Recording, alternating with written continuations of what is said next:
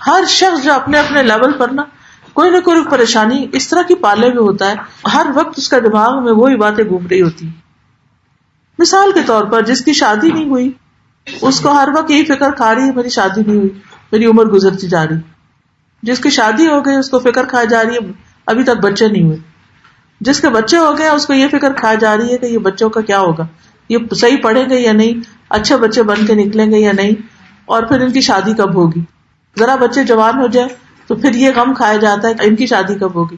اچھا ان کی شادی ہو گئی تو پھر یہ کہ اب ان کے بچے کیوں نہیں ہو رہے. چلے ان کے بچے ہو گئے تو پھر یہ کہ کہیں بیٹی ہے تو بیٹے کا کہیں داماد نہ فوت ہو جائے، بیٹا ہے تو کہیں بہو نہ فوت ہو جائے، کہیں یہ بچے مجھے نہ سنبھالنے پڑ جائیں، کہیں ان کا یہ نہ ہو جائے وہ نہ ہو جائے. یعنی شیطان انسان کو مختلف چیزوں میں اس طرح آکیوپائڈ رکھتا ہے، اس طرح پریشان رکھتا ہے کہ اس کو کچھ کرنے کے قابل نہیں چھوڑتا. بعض اوقات یہ ہوتا ہے کہ انسان چھوٹی چھوٹی چیزوں سے ڈر رہا ہوتا ہے نا، لیکن جب کوئی بڑی مصیبت آتی ہے تو وہ چھوٹی چیزیں ساری بھول جاتی ہیں، اور جو بڑی آتی ہے انسان کو اس پر بھی صبر کرنا چاہیے کیونکہ اس سے بھی بڑی کوئی آ سکتی. تو کہنے کا مطلب یہ ہے، مثلاً ایک شخص ہے اس کے سر میں درد ہے اور وہ اسی میں پریشان ہے، ہائے میرے سر میں درد ہے. جو ملتا ہے جس کو فون کرتے ہیں جس کا مطلب میرے سر میں درد ہے سر میں درد ہے، ہر ایک کو ہم یہی بتانا شروع کر دیتے ہیں. اور اس پریشانی میں کچھ کھا لو نہیں میرے سر میں درد ہے، اچھا سو جو نہیں میرے سر میں درد. آج وہ سر درد لے کے بیٹھے ہوتے ہیں. اتنے میں یہ ہوتا ہے کہ اچانک کوئی چور گھر میں گھس آتا ہے. سر درد کہاں جاتا ہے؟ سر درد تو بھاگ ہی جاتا ہے کہیں. تو ایسے بہت دفعہ ہوتا ہے کہ چھوٹی چھوٹی پریشانیاں جن کو پریشانی بنا کے رکھتے ہیں وہ بڑی پریشانی آنے پہ ختم ہو جاتی ہیں. تو چھوٹی پریشانی ہو یا بڑی ہو اس کو گلے سے نہیں لگا کے رکھنا، اس کو ختم کرنے کی کوشش کرنا ہے. تو بات یہ ہے کہ دنیا اتنی چھوٹی ہے، اتنی لو ہے کہ اس کے ساتھ ایسی محبت ہونی نہیں چاہیے کہ یہ ہمارے لیے غموں کا سبب بن جائے کہ ہم اس کی باتوں پر غم مناتے رہیں اور پریشان رہیں. رسول اللہ صلی اللہ علیہ وسلم نے فرمایا جس شخص کا مقصد اور حرص دنیا اور وہی اس کا ٹارگٹ بن جائے، اس کا گول بن جائے اور وہ اسی کی نیت رکھتا ہو، اللہ اس کی آنکھوں کے سامنے اس کا فقر و فاقہ کر دیتے ہیں. یعنی جو شخص دنیا سے محبت کرتا ہے تو اللہ تعالیٰ اس کے آگے فکر لے آتے ہیں اور اس کے معاملات اس پہ بکھیر دیتے ہیں، اور اس کو اس سے اتنا ہی ملتا ہے جو اس کے لیے لکھ دیا گیا ہوتا ہے.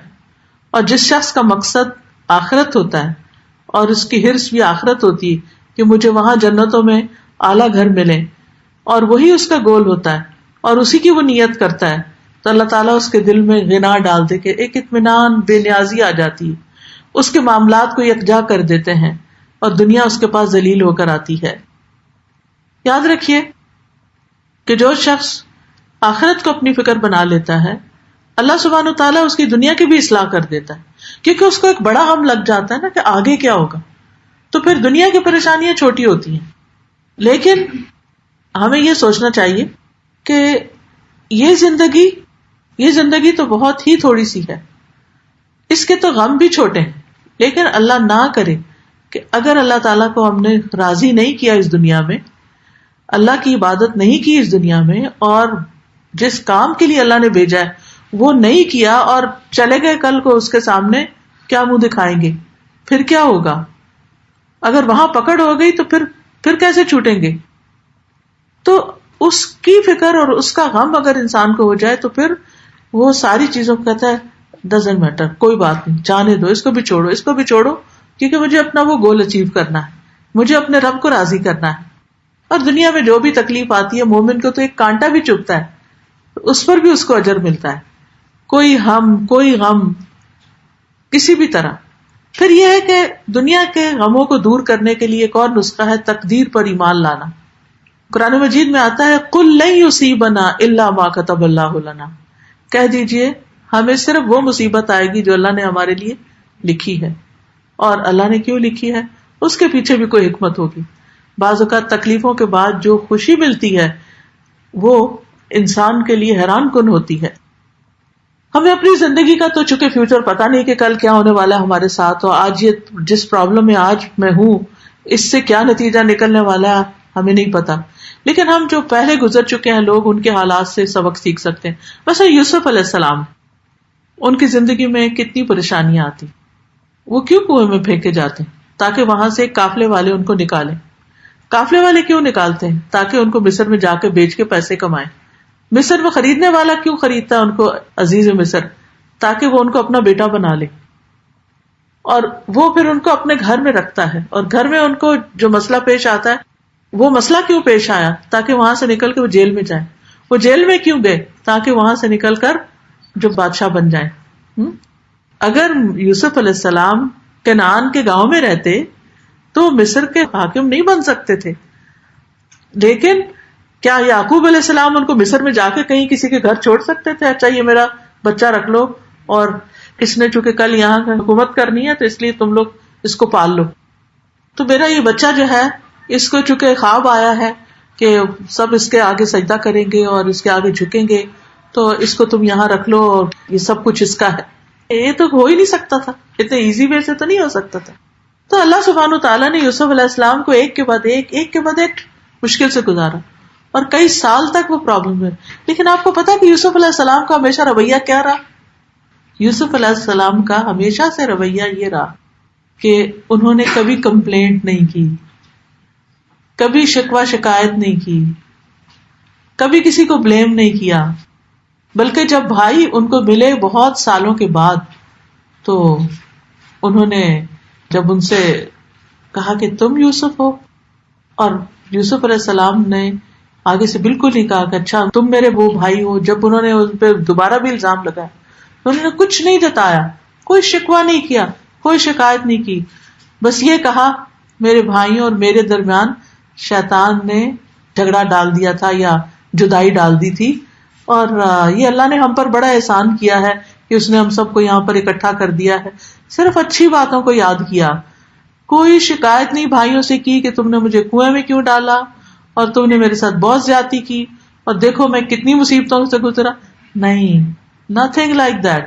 یہ ہوتا ہے ایک نوبل انسان، یہ ہوتا ہے ایک اچھے کیریکٹر کا اور ایک اچھا انسان، ایک اچھے اخلاق والا، ایک اچھے کردار والا، ایک بہادر انسان کہ جو ایسے موقعوں پر اچھے اخلاق کا مظاہرہ کرے.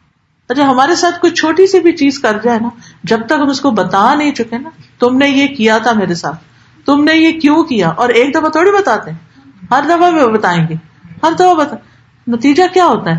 جو ہم سے بہت محبت کرنے والے ہوتے ہیں نا، وہ بھی دور ہو جاتے ہیں. وہ کہتے یہ شخص اس سے تو ملنا ہی بیکار ہے، یہ تو جب ملیں گے ایسی ہی بات کرے گا. ٹارچر ہی ہوتا ہے اس سے مل کے، خوشی خوشی جاتے ہیں اور پریشان ہو کے آتے ہیں تو کوئی فائدہ نہیں. تو اس لیے انسان کو اللہ تعالیٰ کے فیصلوں پر یقین ہونا چاہیے کہ اگر اس نے مجھے کسی تکلیف میں ڈالا ہے تو میرے لیے کچھ رکھا ہے، وہ مجھے کچھ بنانا چاہتا ہے. کیونکہ آپ دیکھیں کہ نو پین نو گین، جب تک آپ کسی پین سے گزرتے نہیں، کسی اسٹرگل سے گزرتے نہیں، کسی مشکل سے گزرتے نہیں، تو آپ کوئی بڑی چیز نہیں بن سکتے.